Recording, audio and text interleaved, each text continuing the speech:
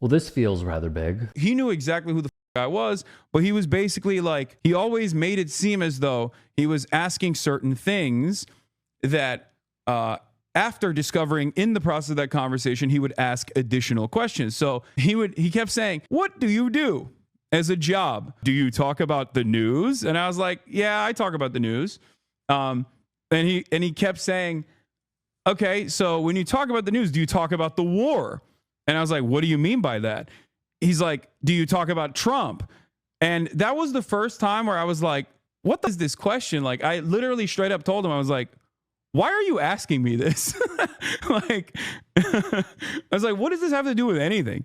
Yeah, they asked me about my Twitch bans, chat. It's not even a joke. They asked me about Twitch chat, like Twitch bans. The reason for why they're doing that is, I think, to try to create an environment of fear, to try to get people like myself, or at least like others that would be in my shoes that don't have that same level of security, to shut the fuck up. And for me, I'm going to use the privilege that I have in that moment to try and see what the fuck they're doing. Okay? Hasan Piker was, in his words, detained and questioned for hours when he was coming back from a trip in France. This is symbolic of what's going on right now.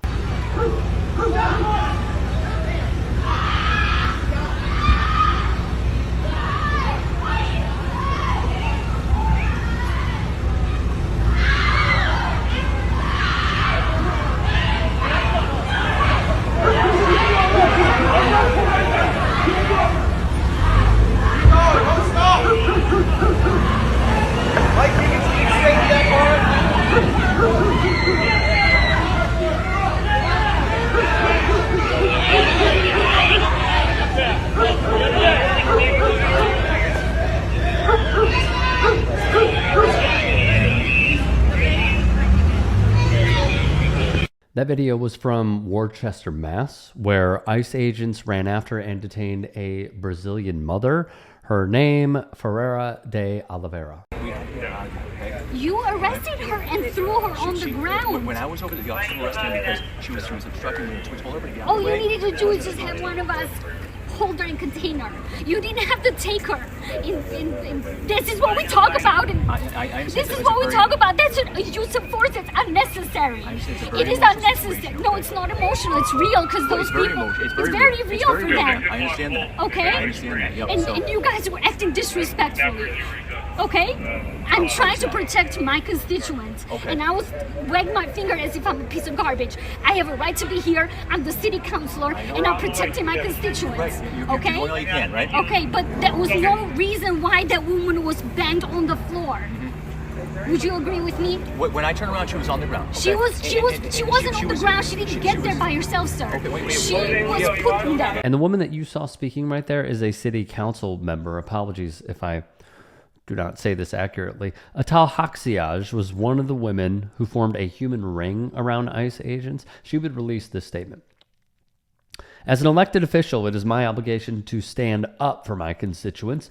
The way immigrants in Worcester and across the Commonwealth are being targeted and terrorized by this federal administration for deportation is absolutely unconstitutional.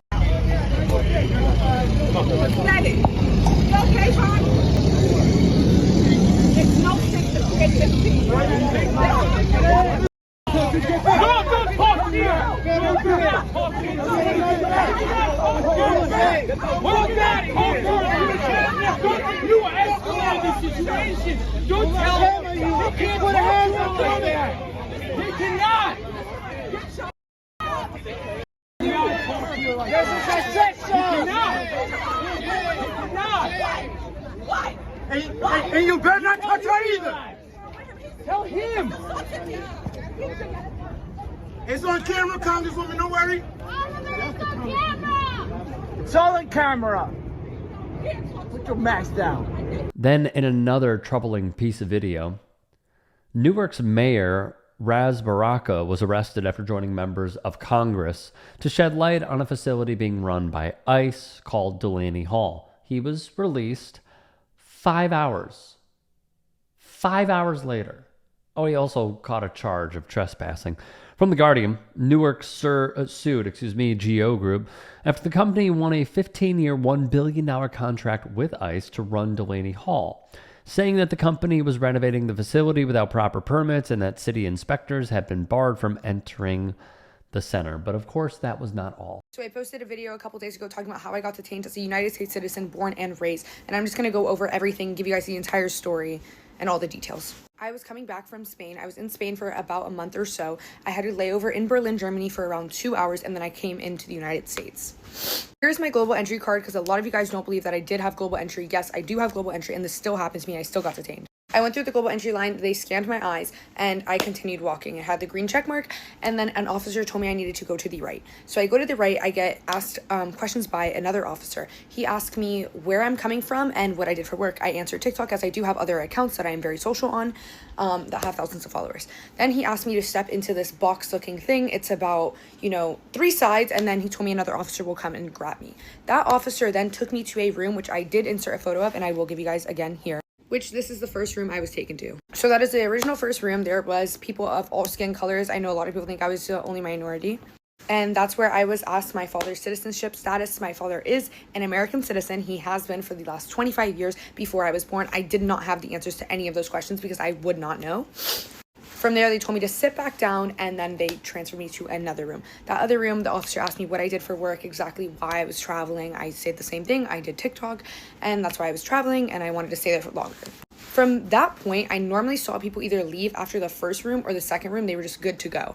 For some reason, they had me go. Now, another officer was escorting me down to the escalators past Border Patrol. From there is this baggage claim area. There was an officer standing in front of this baggage claim. Keep in mind, this is all blocked off. And then there's another officer on the other side. When I was there, my baggage already had been taken for some odd reason. So he told me to continue walking. Then there's rooms, and that's where they asked me to provide my social media accounts for them to go through my TikTok, my Snapchat, my Instagram, my Facebook. As well as show them how much I was making daily on TikTok and show them the deposits that were being made on TikTok. And again, why I was traveling. It's the same questions all over again. From that point on, if you keep walking, they make you keep walking, and that is where they will go through your luggage. They dumped out all my things on the counter, and they were asking me if I was the only person that had packed my bags. Of course, I said yes. But it was the worst search I've ever seen in my entire life. They dumped everything out. They didn't open anything. I had pill bottles that were, in colored containers because that's how my medication came. They didn't even open them. So I don't understand what they even searched. And then again, I was asked the same questions about what I do for work, why I was traveling, for how long I was traveling. From that point, after taking my phone, my passport, all my bags, they had asked me when, where, and why if I had any trips planned, and when, where, and why, and for how long.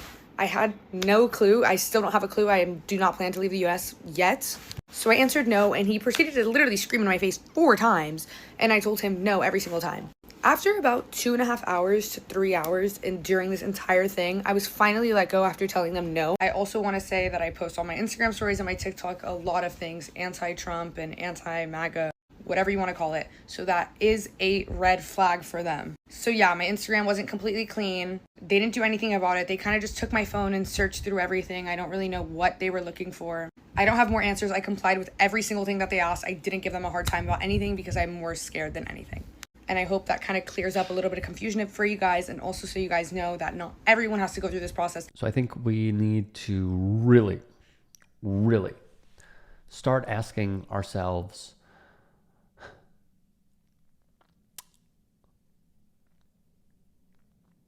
considering that there are so many people who are just being taken advantage of by this administration, and predominantly Stephen Miller, who is a white supremacist, the question that needs to be asked is, what precautions do we take, and how we need to, around community building, continue to speak up for one another. Because as the saying goes, they came for blah, blah, blah, then they came for blah, blah, blah, and they came for blah, blah, blah, and then they came for me, and there was no one there for me.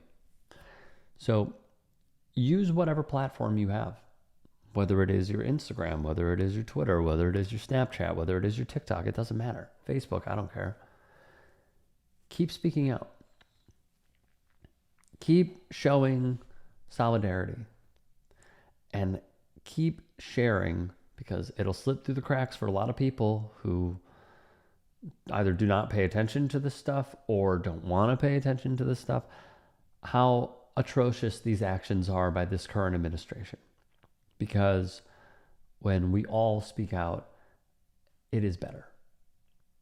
And I know you're probably thinking, oh, I don't want to post that on my story. Post it. Do it. These are people being taken advantage of who are citizens of this country. And because of Republicans in Congress and the Senate who just allow this administration to do whatever they wish, we need to be louder. So use your voices online and try to make a difference. If you can and are willing, please become a paid member here at TYT Sports. And or go to tyt.com/join. In addition, you can follow me on Twitter, Instagram, and TikTok. Appreciate it. Have a great day.